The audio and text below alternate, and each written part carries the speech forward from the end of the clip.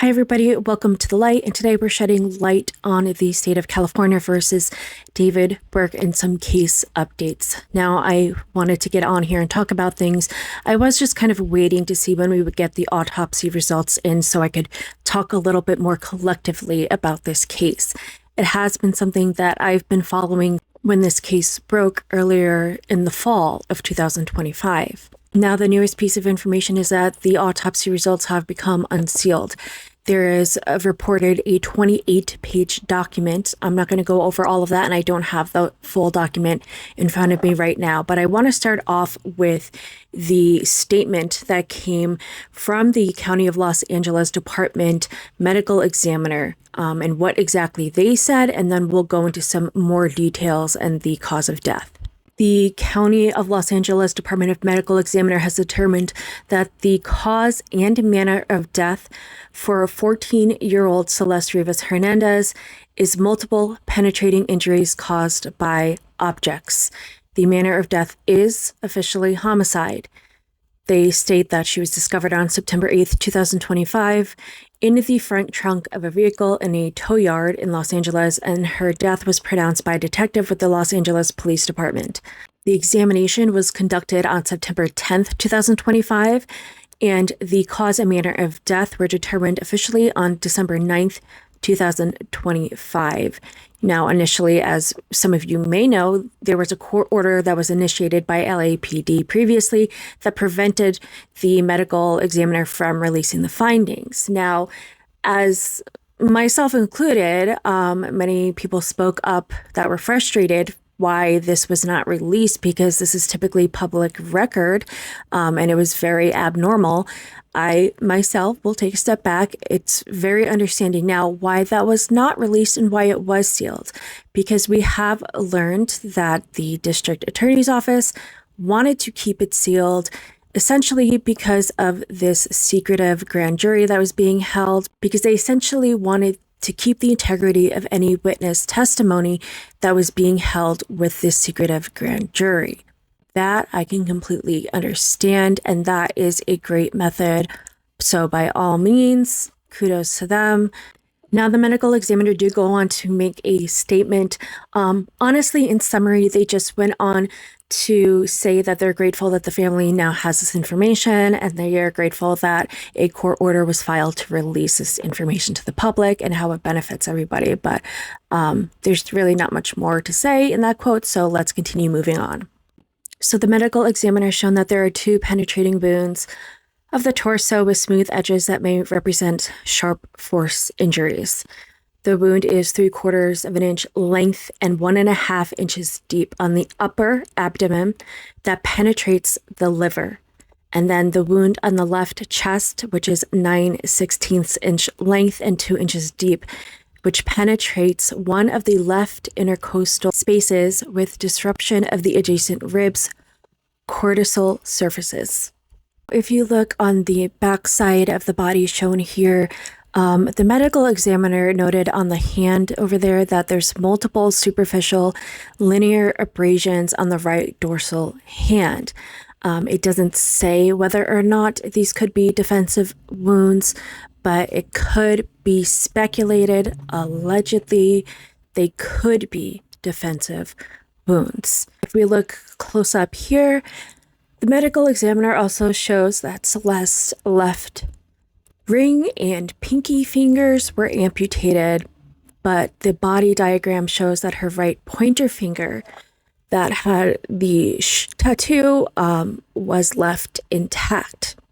Now, if you're wondering what those solid lines are, yes, that is part of where cuts were made because allegedly, obviously David is accused of this in this case, but this is where Celeste was horrifically, gruesomely torn apart. You can see the markings in the other parts of her upper body as well. And it is said that Investigators have also swabbed the handles and zippers of the cadaver bag that was holding Celeste's head and torso, and they were likely searching for DNA or fingerprints. The bag had 3 handles on each side, plus 2 more at the top and bottom. Now, something interesting in this report also notes that there was small blue plastic pieces that were found at the cut sites on her arms and legs. That is a very specific detail that stood out to me. So if anybody has any thoughts on that, that's something that's going to be stuck in my mind for right now, just what that could be in relation to. Now, regarding the toxicology screening, the autopsy report says that there is a presumptive positive for methamphetamine and MDMA, but there was another screening which says methamphetamine was inconclusive and MDMA was not detected. The report says that Celeste may have had alcohol in her system, but that it did not contribute to her death, and that it also could have been just something from the decomposition of her body. The report goes on to reiterate that Celeste's face and body were so severely decomposed that she could not be identified visually, and that her age, ethnicity, and eye color could not be determined. The report also included details noting that her arms and legs appeared to have been dismembered into several fragments. It said her body had undergone liquefaction and that she could not be fingerprinted due to waterlogged fingers. It states that she had been wearing a tube top, underwear, black leggings, and black socks. Her tube top had multiple holes in the front and the back. As previously reported, it confirms that she had the distinct tattoo on her right index finger that read "shh." So that is the essentially summary of what was left of the body of a 14-year-old child that was mutilated into multiple bags and left in the front of a Tesla to decompose. Like, just as a reminder, this was a middle school child that somebody did that to. My daughter is in 8th grade right now. She is the youngest in her class. She's still 13, okay? And she's turning 14 this summer. But she's the youngest in her class, for perspective. That's a baby. And a grown person did this to a baby again and again and again. Put them in a bag and left them to rot in the trunk of a vehicle with no care in the world. It didn't matter.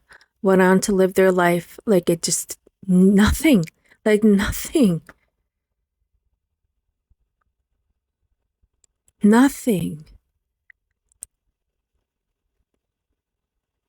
This just like it breaks my heart. I just feel, I don't know, it's just me, but like, this breaks my heart so much for her. I feel very maternal towards Celeste for some reason, because I feel like nobody was looking out for her. I feel like the one looking out for her the most was her brother, honestly. And what's really sad about that is he's a teenager himself. And that's not on him to have to do any of that. Like, he's a kid himself. But I feel like so many people failed her. So many people failed her. And this is what was left to look at of her. And it shouldn't have been this way. And how many people knew? How many people knew? Anyway, I will see you over in part 2 to cover everything else that I wanted to cover on this case. But I mean, I knew it was going to be bad, but it's just like you look at this and you see this, like, this case just upsets me so much. So much. Like, that baby did not deserve any of this. And it's just like, it makes me so mad. Anyway, okay, I'm gonna stop. Thank you for tuning into the light. If you haven't yet, please make sure that you do follow me. Tap that heart button. It does help my channel out, and I will see you all in the next one. And I truly hope that we will all have justice for Celeste.